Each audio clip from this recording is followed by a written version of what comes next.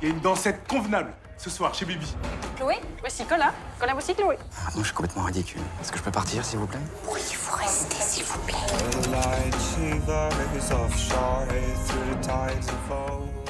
Absurde, poétique, surréaliste, on disait l'univers de Vian impossible à transposer sur grand écran. C'était un peu court. Et pourtant, le lunaire Michel Gondry a su par son inventivité bricolo et rêveuse adapter L'écume des jours, chef-d'œuvre de la littérature.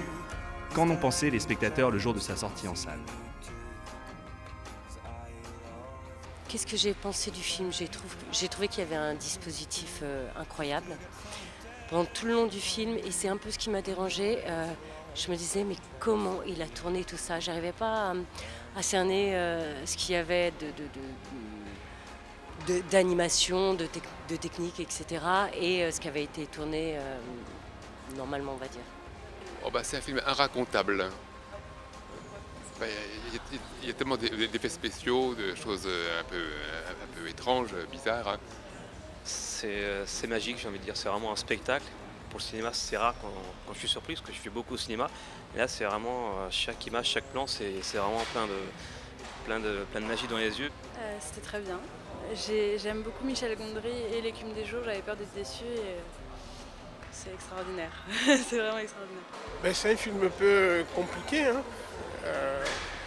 C'est rempli de gags, de plein de trucs, mais je ne m'attendais pas à ça. Quoi.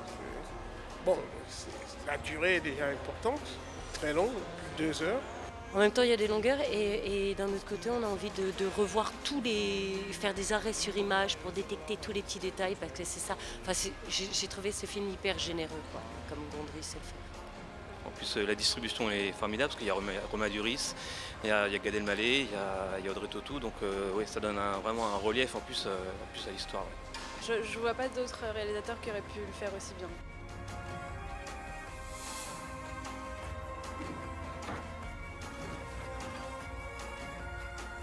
J'ai le sentiment que toute ma vie dépend de cet instant précis. Si je le rate, Bon, moi, je pense le contraire. tu as vieilli 10 ans, 8 jours. C'est la maladie de Chloé qui nous a mis à coup. Si on rate ce moment, on essaie celui d'après. Et si on échoue, on recommence l'instant suivant. On a toute la vie pour réussir.